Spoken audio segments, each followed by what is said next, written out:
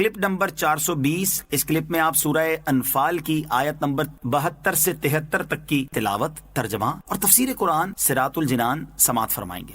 بسم اللہ الرحمن الرحیم۔ ترجمہ، اللہ کے نام سے شروع جو نہایت مہربان رحمت والا ہے۔ ان الذين آمنوا وهاجروا وجاهدوا بأموالهم وأنفسهم في سبيل الله والذين آووا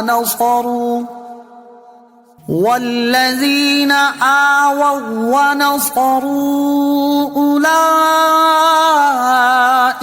بعضهم أولياء بعض والذين آمنوا ولم يهاجروا ما لكم من ولايتهم من شيء حتى يهاجروا وَإِنِ اسْتَنصَرُوكُمْ فِي الدِّينِ فَعَلَيْكُمُ النَّصْرُ إِلَّا عَلَى قَوْمٍ بَيْنَكُمْ وَبَيْنَهُم مِّيثَاقٌ وَاللَّهُ بِمَا تَعْمَلُونَ بَصِيرٌ۔ ترجمہ، بے شک وہ لوگ جو ایمان لائے اور ہجرت کی اور اللہ کی راہ میں اپنے مالوں اور جانوں سے جہاد کیا، اور وہ جنہوں نے پناہ دی اور مدد کی، وہ سب ایک دوسرے کے وارث ہیں۔ اور وہ جو ایمان لائے اور ہجرت نہ کی، تمہارا ان سے میراث کا کوئی تعلق نہیں جب تک وہ ہجرت نہ کریں، اور اگر وہ دین میں تم سے مدد مانگیں تو تم پر مدد کرنا واجب ہے، مگر یہ کہ ایسی قوم کے خلاف مدد مانگے کہ تمہارے اور ان کے درمیان معاہدہ ہو، اور اللہ تمہارے اعمال دیکھ رہا ہے۔ ان الذین آمنوا، بے شک وہ لوگ جو ایمان لائے۔ اس آیت کا خلاصہ یہ ہے کہ اس میں پہلے دو گروہوں کا بیان فرمایا گیا۔ نمبر 1 مہاجرین اولین، یہ وہ لوگ ہیں جو ایمان لائے اور اللہ عز و جل کے لیے اور اسی کے رسول صلی اللہ علیہ وسلم کی محبت میں انہوں نے اپنے گھر بار چھوڑے اور اللہ عز و جل کی راہ میں اپنے مالوں اور جانوں سے جہاد کیا۔ نمبر 2 انصار، یہ وہ لوگ ہیں جنہوں نے مسلمانوں کی مدد کی اور انہیں اپنے مکانوں میں ٹھہرایا۔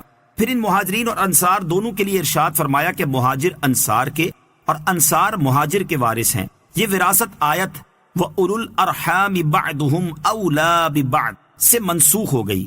وَإِنِ اسْتَنصَرُوكُمْ فِي الدِّينِ، اور اگر وہ دین میں تم سے مدد مانگے، یعنی جن مسلمانوں نے دارالحرب سے ہجرت نہیں کی، وہ اگر دارالحرب سے رہائی حاصل کرنے کے لیے تم سے فوجی قوت یا مال سے مدد طلب کریں تو تم پر فرض ہے کہ انہیں نامراد نہ کرو۔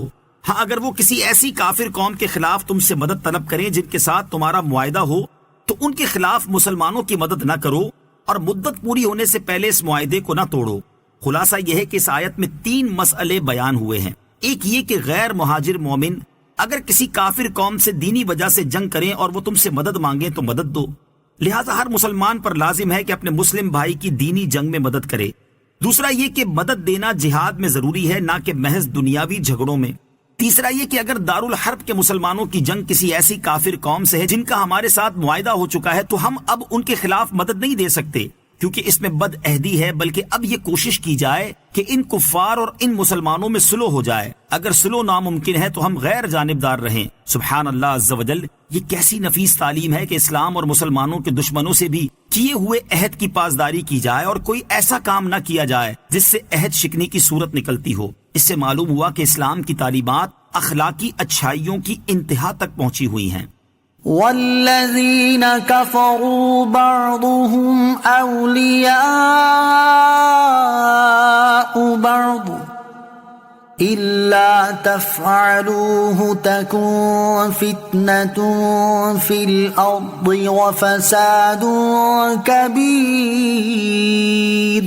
ترجمہ، اور کافر آپس میں ایک دوسرے کے وارث ہیں، اگر تم ایسا نہ کرو گے تو زمین میں فتنہ اور بڑا فساد ہوگا۔